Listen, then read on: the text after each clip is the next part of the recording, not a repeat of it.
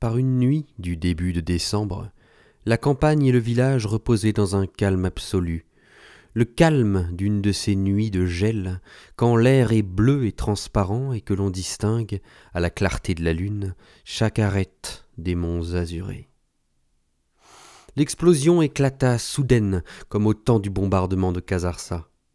Toutes les vitres tremblèrent, quelques-unes se brisèrent, tandis que le fracas se prolongeait dans l'air. Dans leurs modestes chambres, astiquées comme des miroirs, sur leurs lits ou leurs paillasses, tous les faédis se réveillèrent et se levèrent d'un coup. Les garçons furent les premiers à bondir de leurs paillasses de feuilles de maïs et à courir à travers la maison. Tous grimpèrent aux lucarnes du grenier et virent à l'horizon, le long des grèves du tagliamento, une traînée de feu qui, par cette nuit claire, rougissait légèrement les murs de l'étable et au-dessous la vigne. Ils comprirent tout de suite, le dépôt de la Mangiarotti avait sans doute explosé. Regina, pensant à Ernesto qui était de garde ce soir-là, commença à sangloter et à crier, accompagnée des autres femmes qui firent cercle autour d'elle pour la réconforter et tenter de lui donner un peu d'espoir.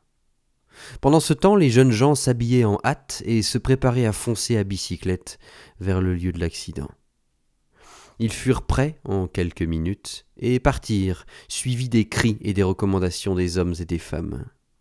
Ces dernières se réunirent dans l'étable et commencèrent à réciter le rosaire, tandis que les hommes restaient dans la cour, en groupe, et regardaient le lointain rougeoiement de l'incendie.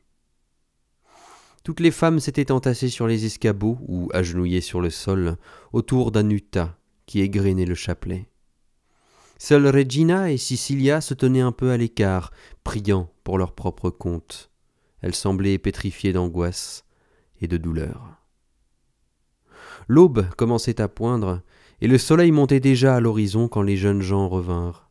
Ernesto était mort, ainsi que 2 ou 3 autres de ses camarades de travail.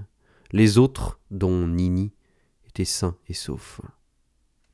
Tandis que Regina sanglotait entre les bras des femmes, Cecilia, désespérée, se tenait à l'écart, mais dans ses yeux innocents, pleins de larmes, il passa comme un fugitif éclair de joie. À dater de cet instant, elle commença à réfléchir et à comprendre un certain nombre de choses, et elle en éprouva une si grande peur qu'elle se crut perdue à jamais.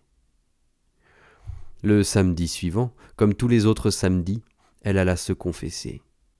Il lui semblait que c'était véritablement la première fois, et elle fit un long examen de conscience anxieux avant de se présenter devant le confesseur, laissant passer devant elle tous les enfants, toutes les jeunes filles, toutes les vieilles qui emplissaient les bancs. Finalement, elle se décida, s'approcha de la grille et, en tremblant, récita l'acte de contrition. Elle dit tout au prêtre. Elle lui dit que cette nuit-là, elle n'avait eu peur que pour Nini, qu'elle n'avait pensé qu'à lui, et que lorsqu'elle avait su qu'Ernesto était mort, elle avait eu l'audace de remercier le Seigneur. Le prêtre ne pouvait que condamner son péché comme un péché grave. Quant à ce qu'elle éprouvait à l'égard de Nini, elle devait prendre bien garde qu'il ne s'agisse là d'un sentiment impur et défendu.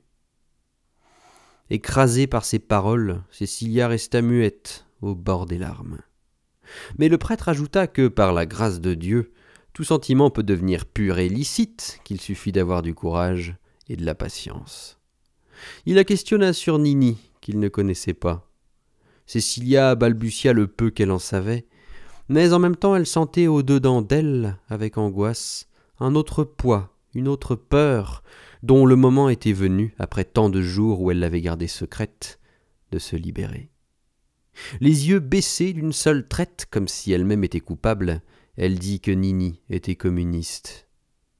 Mais à son grand étonnement, le prêtre ne sembla pas bien conscient de la gravité de la chose, et même il sourit un peu de l'épouvante de Cecilia. Il fit remarquer que Nini était jeune, qu'il avait le temps de changer d'idée, et que le principal était qu'il fût un brave garçon.